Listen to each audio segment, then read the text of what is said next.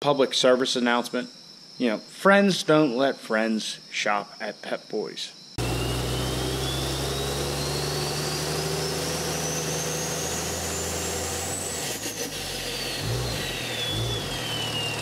Hello, how's everybody doing today? Welcome to the channel. I'm Tom, and that white truck back there is a 10-second, 1,000 horsepower truck. So, I'm still pretty excited about the dyno yesterday. The 1K mark, I knew we'd be close. I didn't think we'd actually go over it. I mean, yeah, just barely over it, but still awesome. We definitely have some heat soak issues we're going to have to figure out. You know, we lost a lot of horsepower each run. So when we were at the track, the truck was hot. You know, our fastest runs actually came when the truck had made a couple of passes. So if we get that all figured out, might equate to some faster times at the track. But first, we have a transmission issue to figure out. I believe second gear was slipping when I just about got home. Now I was kind of messing around and playing on my way home. And that's probably what did it. So that's on me, absolutely. But I don't know if the band just needs adjusted. There's a little arm that gets pressed on that actually pushes the band together around the drum. Actually, you know what? I have a band. I'll show you what I'm talking about. So this is what a second gear band looks like. I just have this laying around from one of the many times that thing's been apart. But anyway, one part of this locks in to the case. I believe it's the case. It locks in somewhere in there. And the other side gets locked in to an arm that is actually reacted by a servo. And then there is a... I forget what it's called, but there's a piece here that pushes it together. So actually, when your second gear applies, it's the same clutches as drive. So it's in, or first, I should say. So it's in first, and then this will apply, grabbing this other drum, and then spinning the transmission more. So that is what is slipping. Really, it's not a big deal. We don't have any hard parts broken, for sure. So we're going to investigate. Maybe we just need an adjustment. I don't know, but we're going to find out. I drained the pan last night, so our first step is to remove the pan. We'll look in there, see what we can see if we can adjust it a little, and we'll go from there.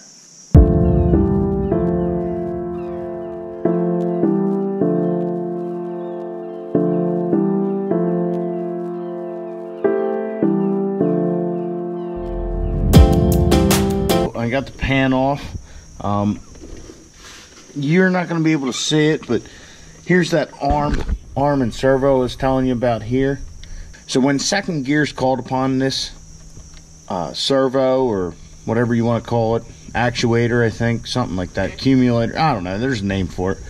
But it will press down on this lever here, which then, like I said, you can't see, there's a little arm up here, and that'll actually react on that band.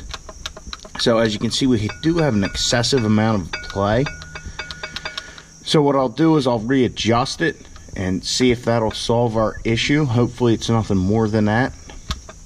It really shouldn't be. It looks like that arm's straight as it should be, but really without taking it out, I don't know, even dropping the valve body out, if you can get in there to do that. You might be able to, but I think we're just going to adjust it and see where we're at, and hopefully that solves our issue.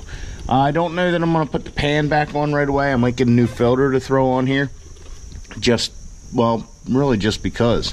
They're very inexpensive, so we'll get a new filter, and yeah, that's about it.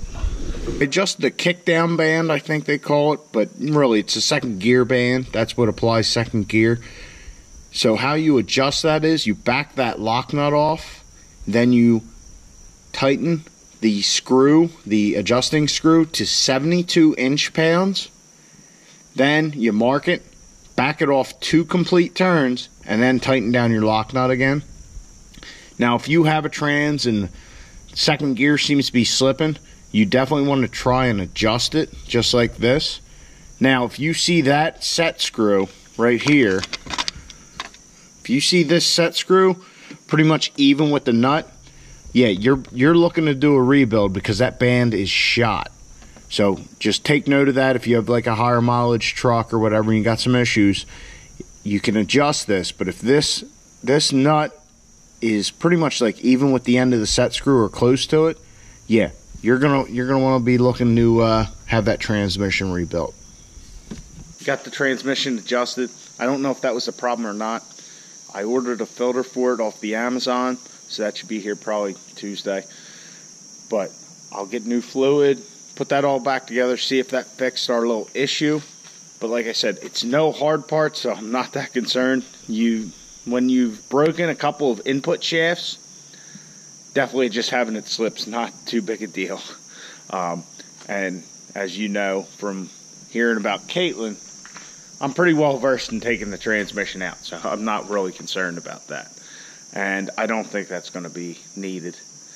Anyhow, I think I'm going to move on, get rid of this other Ram 2500 heavy duty badge right here. I'll show you how I go about that. I can't get the 4x4 one because, well, transmission doesn't have any fluid in it.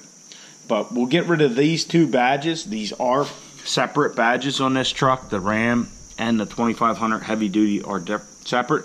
So I'll try and get rid of the Ram one first, then the 2500. What I found when I did the other side was it was definitely a lot harder than when I took the ones off with Caitlin. Because when I did it with Caitlin, I think the truck only had a couple thousand miles on it. These have been baking in the sun for, 7 years. So definitely the stuff underneath was harder to get off. I know a lot of people use an eraser wheel to get it off. On the newer truck, you don't need it. On this, I probably should have gotten one, but oh well. We'll just have at it, and I'll show you how I remove my emblems. I got some fishing line here. I think the guy at work gave me this to use. I think it's 20-pound test. I'm no fisherman, but yeah, he gave it to me when I did the emblems on the gray truck, Caitlin, and basically you're going to use that to just saw back and forth and cut through the rubber adhesive. It's like 3M double-sided tape that they put your emblems on with. But as you can see, just take your time. It'll cut right through. Now, the end of the emblem here is easy because you can get to it. Now, when we get down further in, like the A on the Ram, it's probably going to be a little bit more of a pain in the ass. Probably snap the fishing line, just like we did a few times. But oh well. Now, I do have a heat gun if I need it, which I probably will. But for now, we'll just see how far we can get with just a fishing line. Yeah.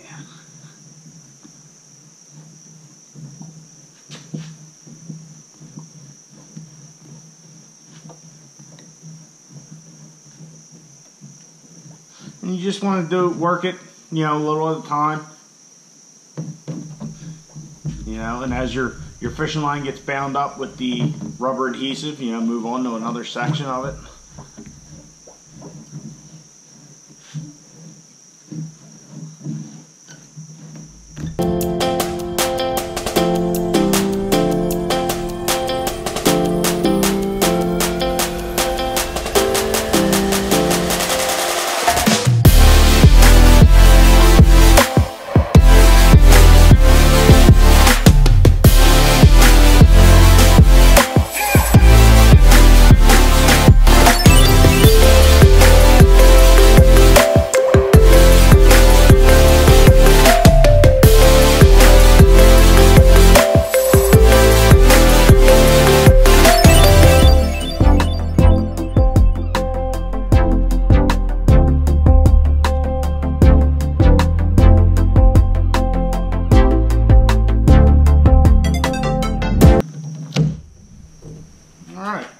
So, we got the Ram badge off.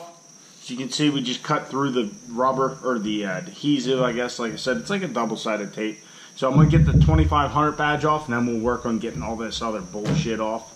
This is the pain in the ass part of the process.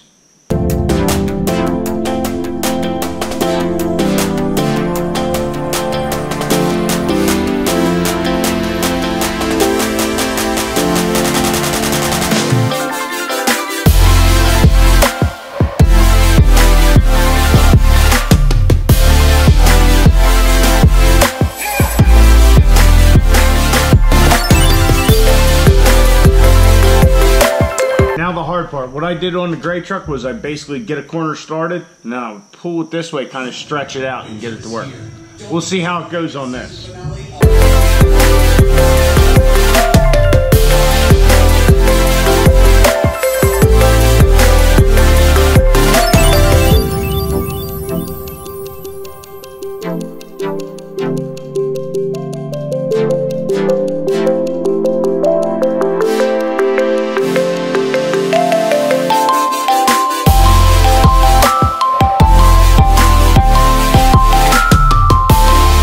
the emblems off and all the glue. Definitely much more of a pain in the ass on this truck, being it's 7 years older than that one.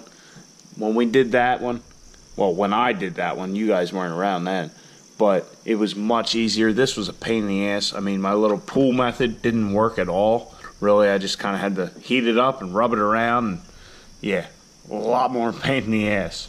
There's still some remnants of some shit. I don't know if that's like rub marks or whatever from the badges, or just dirt that's kind of gotten embedded or whatever. But I have this Meguiar's scratch fix. Basically, it cuts the clear coat down to try and get rid of any light scratches you might have in your paint.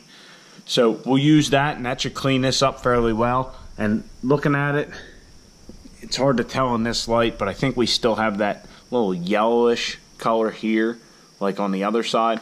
But we're just going to have to live with it for now. So we'll apply the Meguiar's and move forward from there.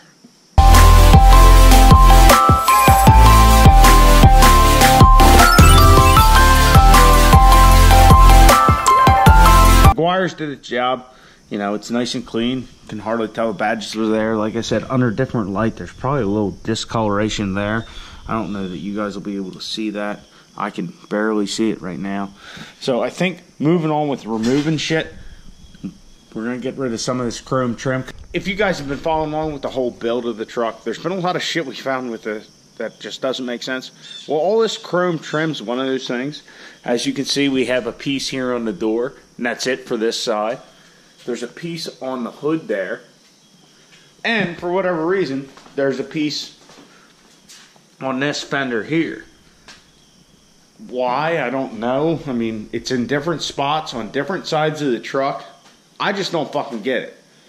Needless to say, we're going to get rid of it. I don't know what the best way to go about this is. Well, alright. So, the best way to go about it is just rip and pull. So, I mean, how's the glue? Alright, so the glue looks like it'll be tedious a little bit, but it won't be as much of a pain in the ass as them fucking emblems. But yeah, it looks like we can just pull that shit off and go from there. So I guess that's our next step. We'll get rid of these 3 or 4 pieces of chrome trim, and we'll still keep our sleeper status, but it'll just be a little bit better sleeper status. I don't know.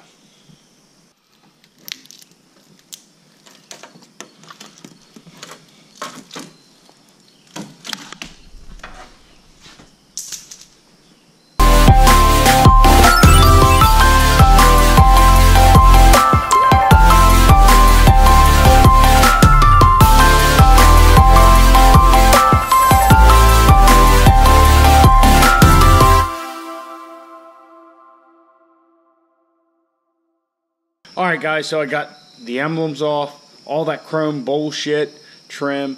Yeah, I just want to give a little public service announcement. You know, friends don't let friends shop at Pep Boys. All that chrome bullshit, yeah. I don't even know why people put that on there. It's not like it even looks good. I just don't get it. But anyway, if somebody's going to do that to their truck, you fucking tackle them. Don't let them do that shit. It's fucking terrible. Anyway, it was not the most exciting night here in the garage, but you got to get shit done sometimes. So that's what we did. We got a couple little things knocked out. You know, we still have the sleeper status of the truck, but we got rid of a couple things that just look terrible and out of place. Transmission's adjusted. When the filter comes in, we'll fill it back up with new fluid. Hopefully that resolves the issue I was having on the way home. But like I said, not the most exciting night in the garage, but we got some stuff done. That's all that matters. So that's what you need to do. After you subscribe to the video, get out in your garage, get to working on your truck.